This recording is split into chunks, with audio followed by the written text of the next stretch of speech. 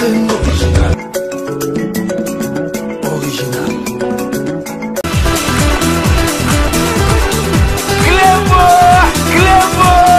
Original. Dans les discussions, nous tous, finalement, et je dis bien nous tous, l'histoire rendra compte, on était plus ou moins en train de supplier Tshisekedi. Parce que du point de vue de l'ancrage du peuple, ne nous cachons pas les vérités, il était plus ou moins mieux positionné, tout le monde était unanime là-dessus. Deuxièmement, du point de vue de sa clientèle politique, il a une clientèle beaucoup plus engagée, plus virulente, je dirais même assez religieuse. Malheureusement, Tshisekedi n'était pas, et il nous le disait, c'était un garçon correct, il nous a dit qu'il ne peut pas porter les projets qui consistent à lutter contre la machine jusqu'au bout. Ici, qu'ils ne peuvent pas justifier leur richesse. Ça se voit au vu aussi de tout le monde. Ici, en Europe, je le sais, si on voit que votre train de vie est très élevé, on regarde, on viendra voir par rapport à ce que vous faites, on va voir comment est-ce que vous soutenez ce train de vie. Ok? Aujourd'hui, chez nous, ici, vous avez suivi, il y a un député provincial de Kinshasa qui avait brandi comment dire, les villas de M. à un moment donné. Ok? Personne n'a rien fait. Normalement, le procureur général de la République devait se saisir de ce dossier. Mais si c'était un opposant, il l'aurait fait. Que deviendra M. Kabila? M. Kabila est citoyen congolais. Il a sa place ici au Congo. Il fera ce qu'il voudra. Où je prends la parole pour la première fois devant les conseils de sécurité, je garde en mémoire la date historique du 24 janvier 2000, où son Excellence le Président M. Laurent Désiré Kabila, se fondant sur la résolution 1234 du 9 avril 1999. Les maîtres mots chez nous, s'il n'y a pas de revanche, il faut savoir que nous avons pardonné. Parce que nous sommes des chrétiens. Et les deux premières valeurs des chrétiens, c'est 1, l'amour, 2, le pardon. Moi, Félix Antoine Tshisekedi Tshilombo, président de la République, je dédie solennellement en ce jour la République démocratique du Congo entre tes mains, ô Éternel notre Dieu. Et soumets ma nation tout entière à ton autorité suprême. Assis-toi sur le trône de ce pays et règne en maître absolu. Sois le roi du Congo et prends la place qui t'est due. En ma qualité d'autorité spirituelle, selon qu'il est écrit, toute autorité vient de Dieu, et en professant ma foi comme enfant de Dieu, j'annule toutes les paroles négatives qui ont été prononcées sur ce pays. J'annule toutes les malédictions, quelle que soit leur provenance, et je déclare que les ténèbres ne régneront plus jamais sur la RDC. Le Zaïre dans sa diversité, Elingi Koloba, Outina au Zaïre, Outina Kiv, Outina Chab, la Kassai orientale, Kassai occidentale, Bandundu, Bazaïr, Équateur, au Botamana Kinshasa, aux Alinani, aux Ali Zaïrois. Au Longui na Kinshasa, au Kenya Équateur, aux Aïna Mbokanayo. Longui na Ozaï, au Kenya Bazaï, aux Aïna Mbokanayo. Baoyo Balingiri Susuko, Tiabiso na makambo ya tribalisme, Bolobila Bango, Bino jeunesse, non. Pena okaki, mokonzi na bino a répété makambo na lobaka non, Elingi Koloba N-O-N. Nyenye. Tolingi nini, nyenye. Tolingi Zaïre liboke moko. Lisanga moko. Tata Bo, Mama Bo, Ekolo Bo, Parti Bo, Bokonzi Bo.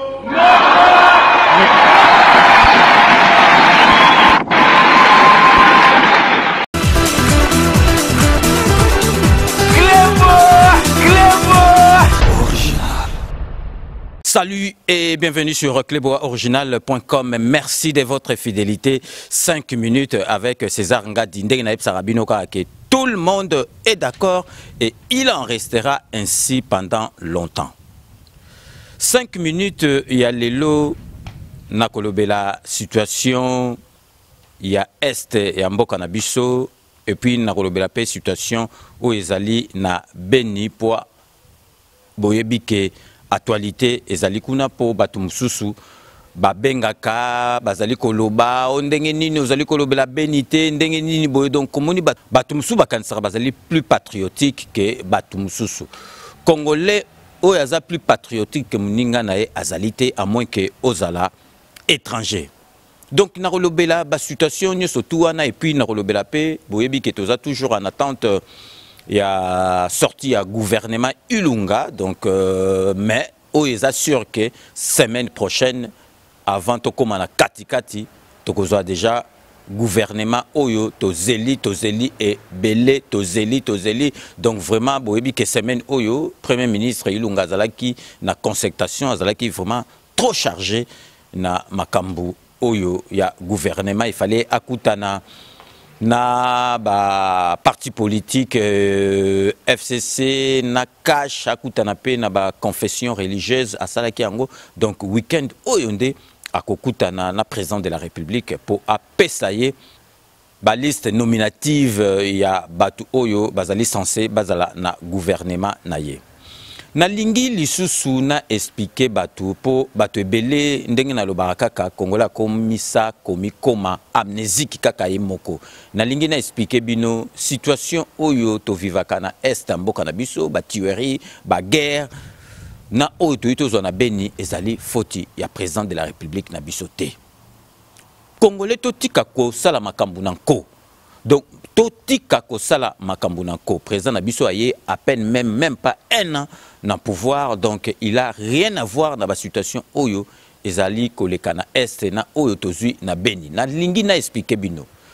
situation na biso neti na ba rwandais biso na ba rwandais boyebi bien na période Mobutu biso na ba rwandais tozali na problème te boyebi que directeur à cabinet ya président Mobutu azalaki rwandais donc Bisengimana et puis biso na ba rwandais tozalaki jamais na problème donc ba rwandais bazali koya ko vande pa na biso donc biso na ba rwandais tozaneti ke biso na Congo Brazzaville biso na ba angolais donc tozala ba frontière moko ba pays moko tozali frontalier donc toza ba pays moko o ezali limitrophe na biso donc tozali obligé to vivre na bango donc etangama ndenge wana soki problème tozo ba problème na ba rwandais ezali donc na l'air biso zaki na problème te boyebi président Biagman azalaki Rwanda ezalaki donc étant kalakutu dans les années 80 ceux qui ont ngolo ba ke moi simora azala ba forme betongo ba atala petit azaniti rwandaise donc corpulence moroneti ya accordéon boy to bandai ko le bango pona ko like sa beauté ya corpulence ya ba rwandaise mais siko to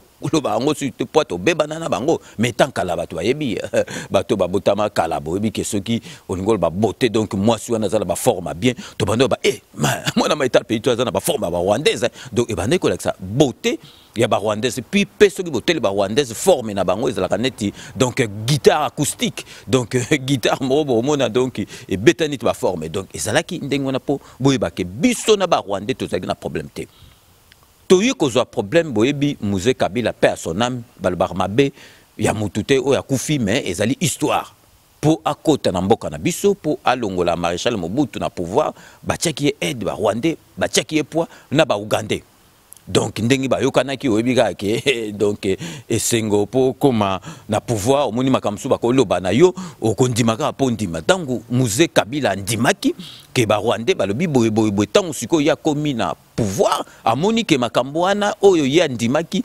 ekomi kopesa nyamu nyame komi kolekele mutu ale aboyi yango na boyebi ndenge tosukaki boyebi ndenge tosukaki na ba rwandais donc ba rwandais penze komeki donc tozo sasa bango en pleine mboka na biso po balongwa na mboka na biso. Donc boyebi après yango siko to kozwa susu donc Kanambe oyo zoba oyo Kanamba ye empire susu situation donc biso na Rwanda donc ba yokani ye na ndekone Kagame bakomi kozwa ba minéraux na biso bakomi kuna ke na est ezala stable te pour bango ba profitaka na kozwa ba minéraux bo moni situation ndenge komaki à partir ya wana nde Rwanda na biso to komi na problème mais avant wana donc biso na Rwanda tozalaki na problème te tozalaki jamais na problème ezaneti ke biso na Congo Brazzaville to kozwa problème mais tozali famille moko bomonaki donc Denis Sassou Nguesso na matanga ya papa Etienne Tshisekedi ndenga yaki ba présent tout bakei mais ya vandi na biso ba jour po alakisa ke ye azali ndenge moko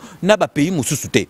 Mais ce que président na biso aye batu ba koma koloba ondenge nini président na biso makamba beni azo kipete o makamba est mais ce que président na biso aye na pouvoir amoni que non ndenge nini na kosala po est et comme stable et comme bien parce que Kagame na Kanambe babande ko lingeza la kaka ndenge wana po ba profiter ko yiba ba minere président na biso amoni aye grand stratège amoni na kosala ndenge nini parce que avant combattre mutu il faut oye baye lelo soki ata match à foot bolongo betane équipe moko mona rateke ba entraîner al bati vidéo équipe adverse bozo tala ndenge ba betaka na ba jouer na bango eza ndenge moko solingo combattre mutu il faut oyeba ndenge azali ya ngo bomona ki président na biso asala kike a koti na pouvoir alobi bon ndenge nini ba Rwandais na kosala ndenge nini po na silisa makambo oyo yango na mona ki asalaki ba approche qui Kagame pour comprendre et bien pour bundana mutu il faut comprendre des techniques na ye allez amoni ke ba pays tout limitrophe bo monaki ne bandeli président azwaki akei na Angola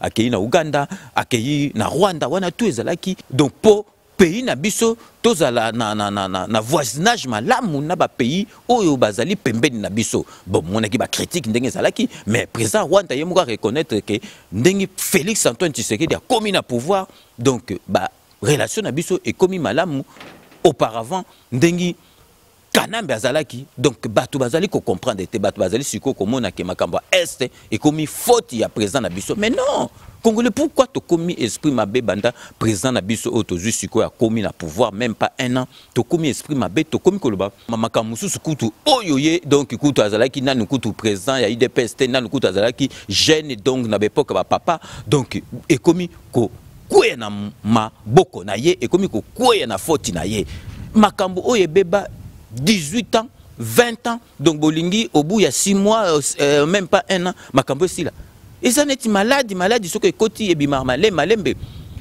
ezaneti ke ndaku batongi yango eza mabe donc ce sili ba ebisu siko yo yaka o bongisa ndako na ndenge batongi yango mabe omoni ke ekozwa yo temps ebele ke soki yo moko tongaka ndako wana eloko président na biso azali kosala yango wana alingi ezala ezaneti ke bapesi siko donc tolo bandenge bayaya bapesi gwa siko ba momi babi kendo benda momi a trompe comme momi na est-ce que yo ozwa momi a trompe kabo il faut ye baye o fréquentaka ye ozala ka pembeni na ye oye bandenge ya taku bapesi gwa ba momi ozwa momi a trompe ndenge ozomona donc sikoyo botika bilobela botika makambu ezanga tina tozala vraiment objectif totika makambo toujours lobeza na tina te guerre est o benye komi ezui donc Ebola donc Ebola bandika sikoyo donc président na biso mutu azui donc de virus wana apandi yango kuna makambo susu e komi donc makambo tout président na biso o président azo sala eloko te mais président na biso yuti ko yaka siko président na biso azo sala tout yango bo moni kutu donc ba pays wana tout Rwanda bo moni siko ndenge relation e komi na biso na Rwanda donc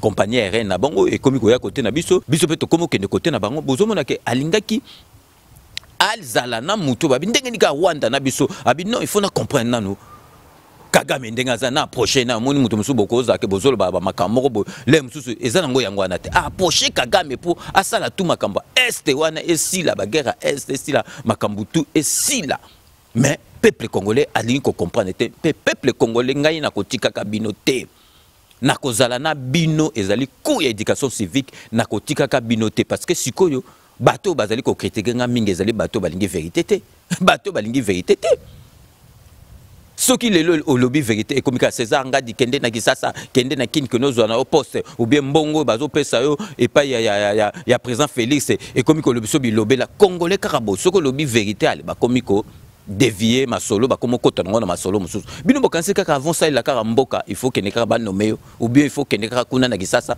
ndenga nazo sala bona ça il a mboka donc et puis nazo sabino bato bazo critiquer donc bato bazo critiquer naza pona ofingate mais nazo sabino que mettez dans vos petites caboches en carence de matière grise que bokansa te que ngai nazali a on a poto nazali mutapasi avant de finir il faut se renseigner bien sur ye. Ngai a on a poto nazali muta pasité. Bo se renseigner sur ngai baroye sabino parce que beaucoup mika ko loba boy nazali ko loba vérité et puis ngai e ko changer ka le côté si pour faire plaisir à une catégorie de personnes ngai na ko salaka yango jamais. Donc pour la situation à Beni bino moko bomoni président na biso donc vraiment azali congolais ceux qui likambeza bien te na mboka na biso ezani ti kanambe tazaki rwandais il avait rien à foutre biso mais président na biso azali congolais ceux likambeza bien te biso tozoka pasi ye pas zoka pasi ndenge moko na biso bomona ki situation à Beni donc président na biso azali commission moko spéciale pour na kotala makamba Beni pour na ko éradiquer virus ya Ebola bomonaki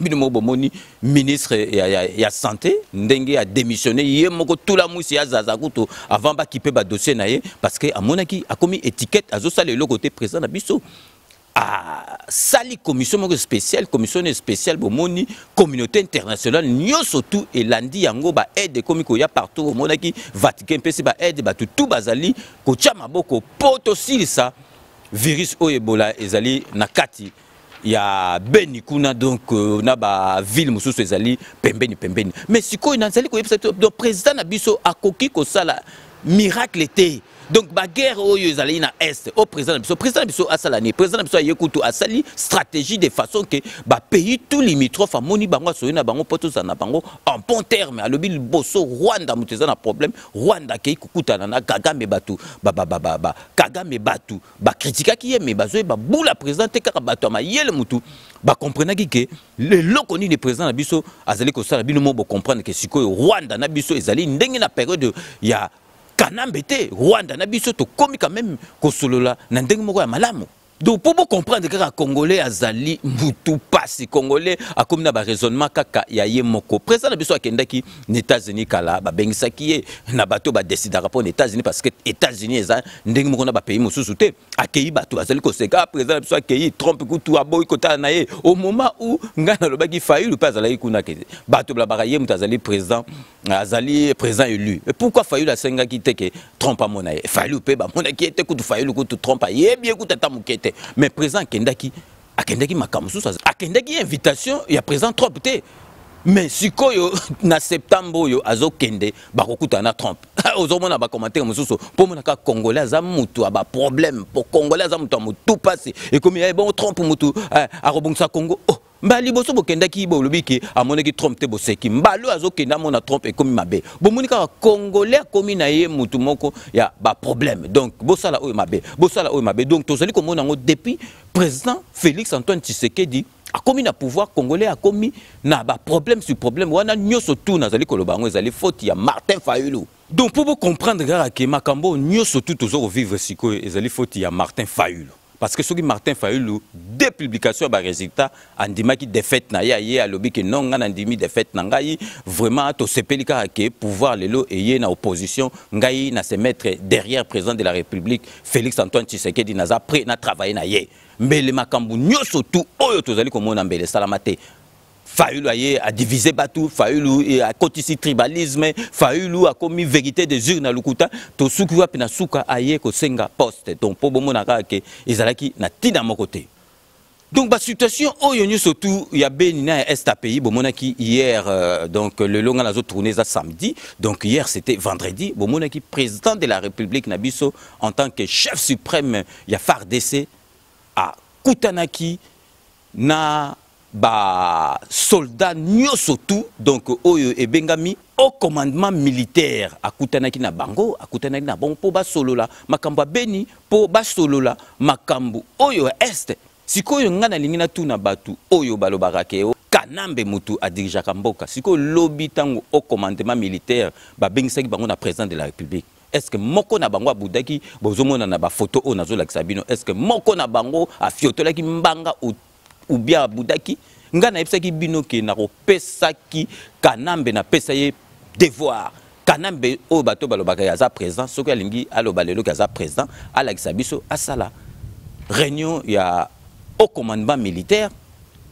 ou bien asala réunion ya conseil des ministres wana penza ngai na ndimi ke azali président de la République en mboka na biso mais totika ko confondre totika bilobe la président de la République azali moko na mboka na biso oyo lobi asalaki rencontre na au commandement militaire ba yaki po balobela makambo est na makambo Beni na ordre du jour ezalaki situation préoccupante ya ville à Beni insécurité créée par les agressions avec armes blanches dans quelques provinces ya mboka na biso au moni ki ordre du jour ezalaki mibale na lingi siko na lakisa bino botala ndingi président de la République en tant que chef suprême ya FARDC ya armée mobimba ya mboka na biso ndingi ayambaki bango nyonso tu bayaki mulongo moko donc bayaki ko tosa na mokonzi mboka.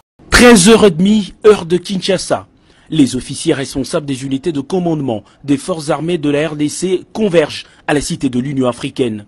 Aux côtés des quelques membres du gouvernement et des cadres de services de renseignement, ils vont prendre part quelques minutes plus tard à la réunion du haut commandement militaire présidé par le commandant suprême de forces armées de la RDC, Félix-Antoine Tshisekedi Tshilombo.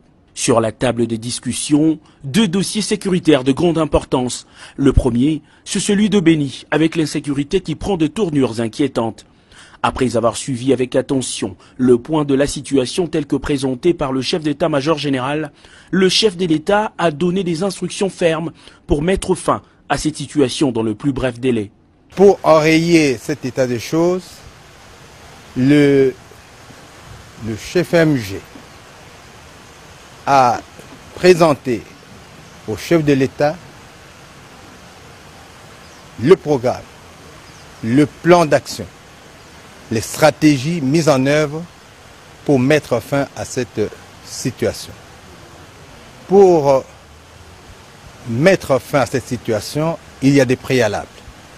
Les préalables, c'est que le gouvernement doit donner les moyens nécessaires à l'armée pour que les stratégies mises en place soient immédiatement, sur instruction du chef de l'État, mises en application. S'agissant du banditisme urbain et insécurité dans le Congo central, à Kinshasa, au Kasaï oriental et au Kasaï central, des décisions ont été prises pour que la police ait de moyens nécessaires pour intervenir à temps et éradiquer ce phénomène.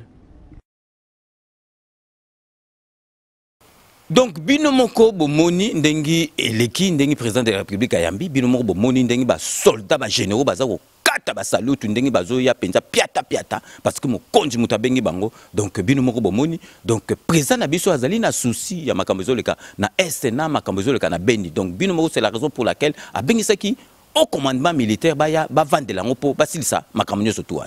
Congolais belé bazali ko comprendre te que président otozui na mboka na biso ezali nzambe mutu atindeli biso ye. Nazali ko lakisa bino exemple po bomona ba président oyo ba leka surtout kanamba bazali na tina ba congolais te mais botala projet oyo witi ko salama au président de la République asali yango na PDG Chabani Record donc beaucoup mona na ba image nazali déjà ko expliquer mino ba fonctionnaire donc ba fonctionnaire à l'état ba militaire ba tunyo surtout ba militaire déjà bazo ba soins médicaux fele sikoyo ba ko banda ko somba biloko moins cher que batu mususu donc eloko ko za la neti na $100 bango ba somba bango na $60 donc bolanda ba explication ya Chabani Record ndenga pesi po bomona que président na biso alobaki batu ba ko lia social et ko za la malamu na mboka na biso bino mo bolanda explication il y a Chabani Record. Ministre de la fonction publique. Déjà à part Bandakou, dans 2 semaines, toujours Bandakou, ça va supermarché va fonctionner. Pour la pays Mobimba. Va fonctionner, va produire supermarché, va faire moins cher. De là, on va la cité $50, on va $30. Ah, bonne question. Donc, mais que déjà, l'émission qu'on a montée maintenant avec ça, ça veut dire que nous sommes déjà en train de travailler dans le gouvernement, avec l'appui du chef de l'État. Dans le ministre, il y a la fonction publique. Nous avons partenaire sur Vodacom. Tout aussi évolué. On a des cartes. On a compagnie avec le Moko, carte Yangoza, carte Nanaï. Carte, ils ont en réalité, ils ont MPSA. Alors, soit aucun supermarché, dans chaque supermarché, bureau un peu c'est le mais au lieu qu'il y a un téléphone, manipulation, trop de manipulation, ça prend du temps. Vous avez la carte, vous avez bureau, vous carte pas, c'est fini. Vous avez la carte de fonctionnaire. Ok, na TPE, d'ailleurs, la TPE, c'est que tu as le et foutu à moi. Donc, il faut dans la carte. Carte, c'est d'abord pour les fonctionnaires. Il y a 1 400 000 fonctionnaires recensés autour de la base de données là-bas. On appelle ça la carte. Alors, consomme, on peut limiter par rapport à grade. Pour demander que c'est la moins chère, tu vois que Congolais, on a de la sombia, il y a des mandouins, il y a sombia, non. Sauf que tu as classe, il y a C, salaire de $50. La personne carte à $100. Ok. Mais dans $100, bureau somme à $100, en réalité la société a dit $300. La personne par exemple, je crois qu'à toi Makaya, si je ne me trompe pas, ça se vend à plus de $60 ici, côté qu'on a $30 par exemple. Pour avoir amélioré via les fonctionnaires. Ezali projet où tu as idée à chef de l'État qui n'a pas d'abord soda à quand tchatch. Il y a qui a raté. Tant la président non mais idée à président bien. La commune président idée aux bien. Non la partenaire toi capable de refournir de Rolia moins cher.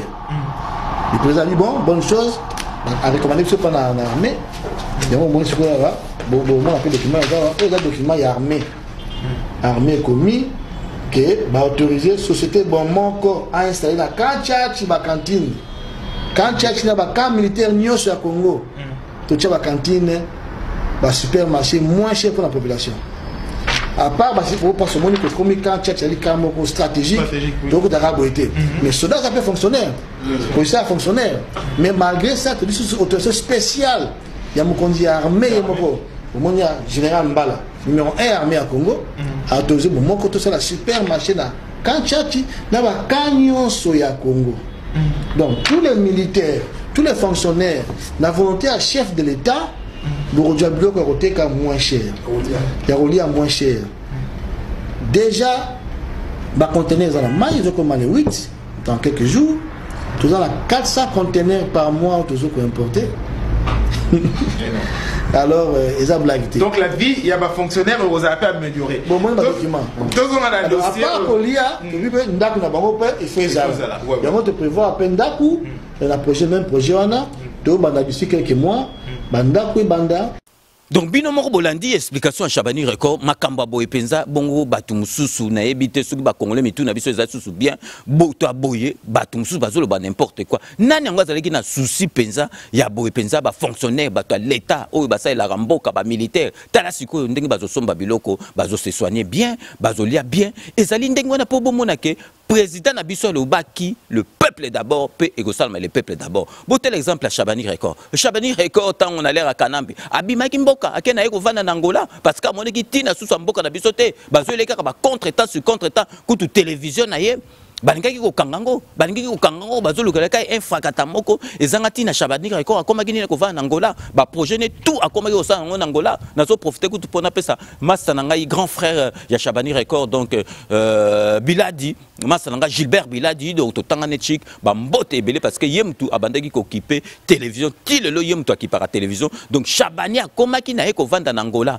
mais tangu président de la République akei na Angola akuta na ye aebse ba projet ne président bi oh mais non il faut zonga Chabani il faut zonga au sala ba projet o na mboka yango no moni ke président pesaki accord ya ba projet o e bandina na ba fonctionnaire après siko ba hôtel ndenge nini e koma na population nyo surtout bozomo na siko vraiment fonctionnaire a okendo somba biloko na moins cher au lieu d'être exemple l'eau na 100 €. Donc fonctionnaire a ressemble bango lem na 60 €. Bozomona vraiment que bomona que président na biso azali na souci ya mboka na biso donc Chabani Record en tout cas vraiment na sepeli mingi na idée wana yo zali mutuka ba boule donc yebika ke donc vraiment yo za jeune frère na nga yo moko yebika ndeko solaka donc vraiment merci à trop na ndengpe ozalara mingi olandaka 5 minutes avec César Ngad na fidélité na yo.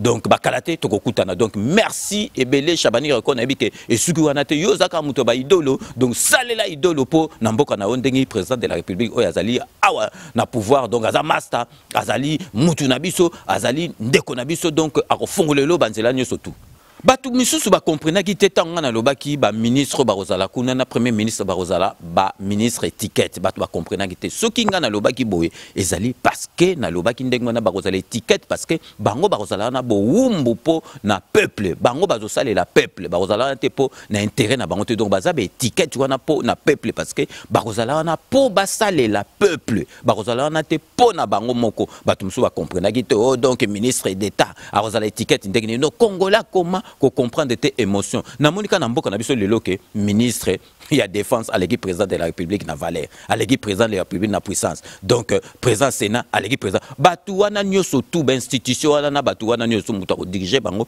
ezali président de la République. Mais Congolais lelo a komi ko sakana na poste président de la République. A komi ko sakana président de la République. Bino loko bozo boso bobe teke na mboka na soki président de la République na ba mboka tout so président de la République surtout na mboka na biso akangyo mitif. Moutoumora longa la mitif anate. Bozo boulango président de la République akango mitif. Il président il y a parlement mtorlonga mitif ana. Il président Sénat mtorlonga mitif ana. Président de la République akango mitif. Il ministre mtorlonga la mitif ana. Donc président de la République soka kanyo mitif ezaka nzambe mutako limbisa yo mais siko na mboka na biso président de la République donc il faut abanga ministre donc ministre de défense arolongo la président ba osala cop na kanambe po balongo la président mais non menga nazo comprendre te bongo siko batu bazolo ba makambo bongo soka ezalaki fayulu na eside na ye wana to tanga ba parti politique to tanga pe eside sia eside za parti politique na député moko. Donc, bon vandanier to komi ko sala ba polémique moka buzoba. Donc, président de la République azali moko azali numéro 1. Président de la République na mboka na biso soit kangyo mitif, yebaka mutu akolonga la mitif ne zate lobaka nzambe mutu ayokela o mawa. Donc nazali ko lobela susu batu oyo bazali ko critiquer o bona bongana yebisi bino à maintes reprises. 5 minutes ezali wana pour na kocha poids na président de la République parce que c'est pas facile pour na président de la République bisoza objectif banda 5 minutes banda 5 minutes bandaki tolobaki Martin Fayulu ou Félix Antoine Tshisekedi parce que bazalaki batu ya opposition chadarité yango esalama donc ngana za objectif bato balandanga banda kala bayebi yango makambo ngana zolo na banda ko lobango banda kala batu oyo bazali ko critiquer na yebisi bango critique eza mabete critique constructive eza mabete mais boye bakenga nazali kolabo ya Félix Antoine Tshisekedi nazali wana pona tia maboko nazomona ngo normal parce que azali mwana mboka tolagisaki kanambe kolata koloba makambu nyoso tout donc pourquoi soki yo omoni oleki mayele que Félix Antoine Tshisekedi mais laki sayet mais kende ko sala kuna ndingi ba shabani reko baye bazo salela mboka yo pe salela mboka au lieu que o critiquera pamba ngai na epsaki bino oyo azomona ke nga nazo déranger. Donc à côté kanaye 5 minutes avec César Ngadité mais comme tout le monde est d'accord ezaka pas si pour autant la 5 minutes té au kota la main bomba ba critique na osoke zali a bien au lobby mais soki ya koloba makama pamba tozali na tango na susute biso tozali ko linga président na biso akende liboso ndenge na loba ikaka bato yo balingi président de la République ya sécurité loba aux étrangers ou bien aux ali ndoki aux ali motema mabe.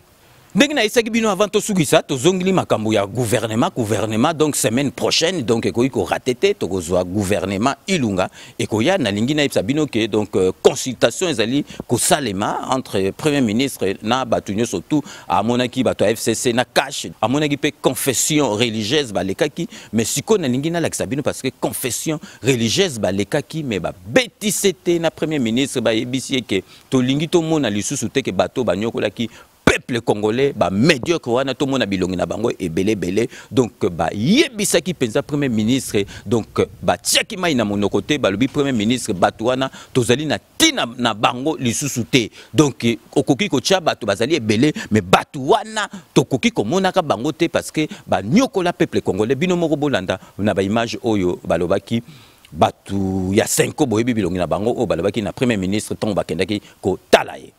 Les chefs des confessions religieuses ont été les premiers à être consultés. Ils exigent des hommes intègres et jouissant d'une bonne moralité dans l'équipe gouvernementale. Les hommes d'église saisissent la main tendue par le chef du gouvernement, Ilunga Ilunkamba. Nous espérons qu'on épargnera au peuple congolais la torture de voir au gouvernement les gens qui, d'une large opinion, sont identifiés comme des prédateurs. Et les chefs de confession religieuse ont insisté sur les questions sécuritaires, particulièrement à l'est du pays. Et on n'a pas oublié l'épidémie Ebola. Et on a invité le Premier ministre à mettre l'accent là-dessus.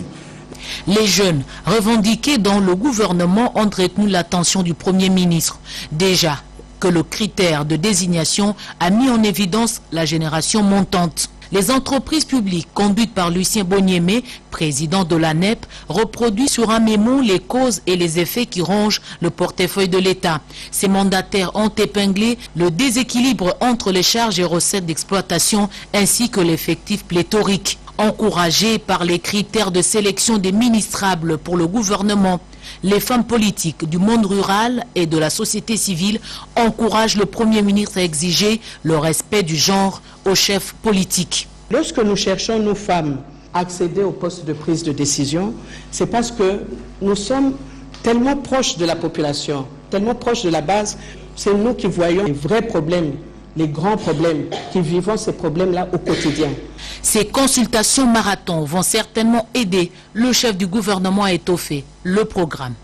Donc, Milobongo Boutolanda, donc, bato 5 ans, donc, confession religieuse, ndengi basolola qui na premier ministre pour na gouvernement, la semaine prochaine. Donc, yangwana siko tozali, week-end, donc, samedi na dimanche, donc, Premier ministre Ilunga Arokutana, président de la République, pour Siko Alexaye Penza, Combo Alexaye Penza, Nengi Penza, gouvernement Salami Siko, yo, Premier ministre Yemutaro, Alexa président Moutousiko, a validé Combo parce que Premier ministre a qui 3 combos na ministère moko na kanisi donc tango a relaxa président de la République ne président de la République na biso azali pesa pe pressé à lingi peuple congolais musala e banda makambu tout e banda donc ako zalaka ka d'accord na président Ilunga moi que batu mususu oyo ako sepela na bango te bakolongola bango meto e ba ke lundi ou mardi gouvernement ya Ilunga et bimi et puis tokomona conseil des ministres ya liboso na président de la République na biso. Donc sikoyo na komi na suka ya émission boyebika ndenge na lobaka, je vous laisse le soin d'en tirer vos conclusions et de me faire parvenir vos commentaires comme d'ailleurs vous en avez l'habitude de faire. Donc je dis toujours que je reste toujours friand de vos commentaires, de vos suggestions, de vos observations. N'hésitez pas donc à me les faire parvenir par le biais de notre site internet cleboaoriginal.com ou directement sur notre compte YouTube. Boibika ke soki na komi na suka na pesa ka base mbote base nde yango masolo ya 5 minutes to respecta ka base donc na robanda toujours ndenge boibike na bandaka na honorable indéboulonnable député Ziko Mayele ye penza azali député oyo exemple à suivre ba ninga na etu balandaka ye parce que azali boboto asalela ka peuple et puis asalela ka pe mingi ba conseil na 5 minutes avec César Ngadi. Donc Ziko Mayele le député honorable indéboulonnable, merci ya mingi po na fidélité na yo. Nakeina Épinay sur scène pour na kopesa mbote na Brice Diabouna benga kingato solo li makambo mboka asekisinga lobi yeso ka komika na 19h loko liboso asalaka akoti atala 5 minutes parce que akoka koratango te ata madame bengie olia sikoyo non sikote ata ba grand dossier kutu alors le banane zila. Donc en tout cas Brice Diabouna Keba na parlé biso tozali pour la paix dans le ménage. Donc ce madame alobi yaka donc il faut qu'Endenano après au tali 5 minutes sima. Donc merci beaucoup na fidélité na yo Brice Diabouna kuna na Épinay sur scène. Na kina Houston na États-Unis d'Amérique pour na repesa Maurice Mbote na États-Unis d'Amérique na Houston.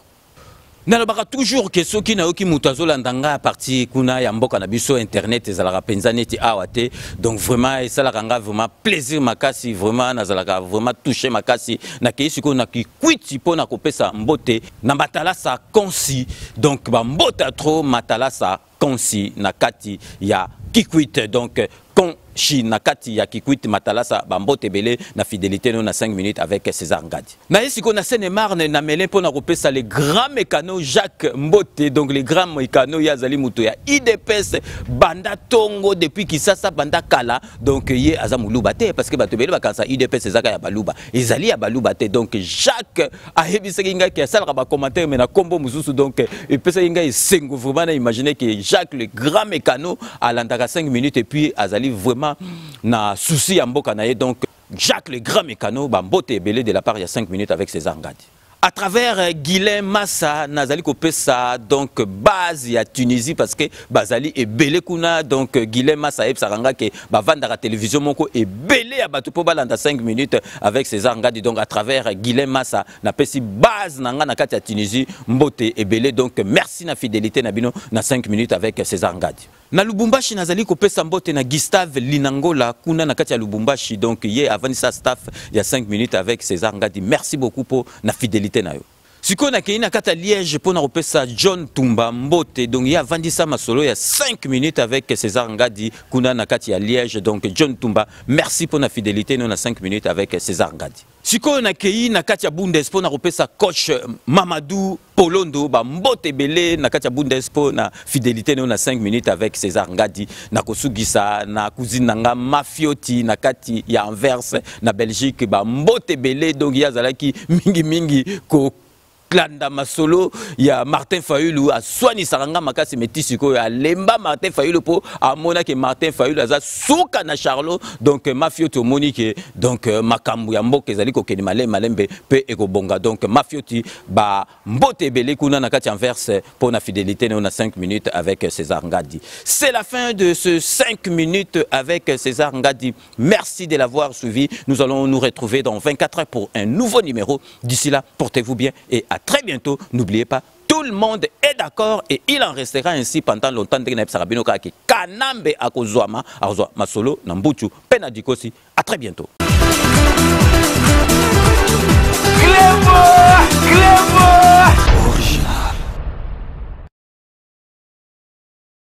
C'est la TV et yena makambu ya sikali susu. O ba chaîne ya France eza na kati. Ba chaîne ya Congo eza na kati. Ba chaîne ya Londres eza na kati. O ngomona makambu ya politique ya sika. O parti AA eza na kati. O parti BB. O CFAIO eza na kati. Ya la TV. Bouquet comme ya muke boye. O tina poche voyager na ngokeno partout lingi. Na bouquet na ya la TV. La TV. Mais ma biso n'engozo mais ma biso on a 4K machine ma daka c'est la TV. Bienvenue dans le monde de CPLA TV. CPLA TV est le décodeur qui vous permet de suivre les chaînes du Congo en direct de la diaspora.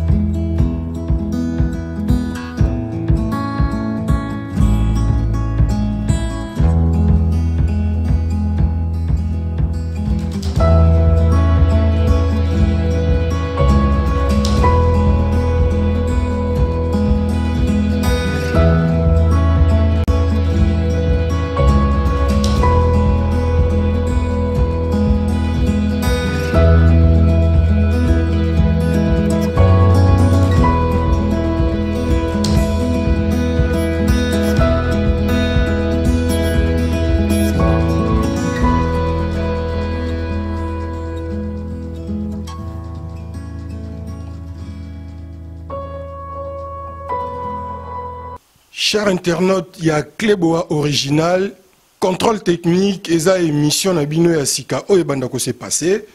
Et pourquoi contrôle technique? Ba bazar na France a bazaka na Belgique, Allemagne, ba ebi bien, bato bakumba kamituka, ndeti en France, soko sombi mutuka na sika, ba bimisho maman na contrôle technique. Mais soko sombi mutuka ya occasion, to mutuka nini, il faut les contrôle technique, c'est-à-dire ba checker, ngo ba contrôler. Ba eba soki eza na anomalie soki eza na problème moko ba ça la contrôle technique ezali pour la sécurité na yo moko et conducteur eza pour la sécurité ya batu oyo batambola na nzela ba piéton donc eza pour la sécurité ya environnement supposons que otambola pe na mutuka no bona kata autoroute pe omona pas mutuka pe katel nilio donc problème pe ko zo. Alors contrôle technique na France c'est ça la mara chaque 2 ans. Après 2 ans il faut ça la contrôle technique ya mutuka na yo. Soko sali contrôle technique à mutuka na yo et que ba monio na moi problème soit m sous phare ils ont un problème to franc et to logo moko oyo ça là contre visite donc c'est-à-dire ba zong sango li susu ba réparer yango yango na s'inspira qui na ni wana comme un sociologue na s'inspirer na moi technique wana et ça na ba te belé ba za ko lekana na ba média baza koleka na TV na radio surtout na internet auti na ndako na lamuki asokole longita ekamba moko a diffuser bino information à lukuta.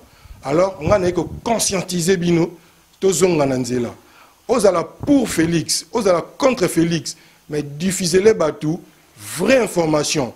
La vraie information répond à la formule qui, quoi, quand, où, comment, pourquoi et avec quel effet au batang sabition sur la classe de Ebi. Ceux qui peuvent éviter tout na bateau ba Ebi. V César Nga Diazali a copé la kisayo comment créer une information. Au ko taper au luki ba journaux, luki ba livre au tangi, au leo ya kaka boudi ki boudi, au tel bat information lukuta, ba tout temps batala en premier lieu et zakana ba victime. Mutata limbala moko makanisine baby. Or, yonde mutu, au bomi. Et ça, le médecin, a vu qui s'y mabe, a tubi bato koufa. Bato batika la sima, tant vérité, goya, mais vérité, et goya la sima, mais dégâts, et ça la maka. Et on a vu contrôle technique, et pour nous corriger, pour nous redresser, pour nous essayer de conscientiser. Quiconque veut passer à cette émission, il nous appelle sur le numéro qui est affiché là-bas, en bas, on s'enregistrer. Même si tu es un chroniqueur, ce que l'Ingo défient vient alors au défient d'une manière intelligente. Ce que vous allez pasteur à tricherté, yaka, tout ça une mission. Ce que vous allez politicien, tu viens. Ce que vous allez musicien, tu viens. Et alors, au monde qui est en Oleki, peut-être que quand ça qui m'a bien, mais peut-être au bimi, soit au bitala, au ezabomoni, qui est corriger, au zone en norme, contrôle technique et pour nabino. Tout le monde est d'accord. Ici à Paris, sur Clébois Original, contrôle technique, désormais dans vos maisons. Et alors, bon, ça vous rend très bien. Merci, je vous remercie. Mote Bandeko, merci Ndebo Yaminga na Banda Kunabino. Tomanda désormais Kokutana, na cadre ya émission Oyo, Tolobe la santé. Bon, là, comme on a Jean-Paul Djamba, dans Naza Ndeko Nabino, dans Nazana Poto depuis Bamboula et Belé, dans Nalongwa Kisasa, Nakolika na Kisasa, na Bandal, biso bana Bandal, Bandal Nalongwa na Yapoto, Moussa Moussona Salakate, Nazakaka, Nabopito. L'hypertension, le cœur est une pompe musculaire qui propulse le sang sous le réseau d'artères. Engol Banini, Motema Nabiso, ezali pompe, et un muscle, et un canitili kofi, Motema Mouton soit nitili kofi naye. Sikoyo motema wana musala na ngoya nini ko poussa ko tindika makila ya propre na ba misisa minene na ba diabète eza sécrété na moko ya eteni nzoto o babengi pancréas ou pancréas yango ezo sécrété entre autres ba hormone mibale o babengi insuline musala ya insuline eza nini eza soki au lieu yango ezo réguler donc ce collier est sécrété et produire insuline pour équiter ça. AVC. AVC est un accident vasculaire cérébral. Bon, on va expliquer bien la moukousé. A. Les accidents au écoya à tout moment. Les brutal. Si que V est allé makambo à vaisseau, ba vaisseau est allé artère. Ba veine, au cerveau, et puis c'est cérébral et tel makambo et cerveau, et tel moutou. Voilà pour la AVC. Mais si que classifier en mode 2, les amis balés, les AVC au babengi ischémique, na AVC au babengi, continue à vous conseil, quand on dit maman n'a pas de bananaï, n'a quitté là. Papa Dembaki de Kama Nyamase la dièse. Nana bakisina pondu. Kozala zoto malamu edeki loso. Nyama mbisi na pondu. Merci.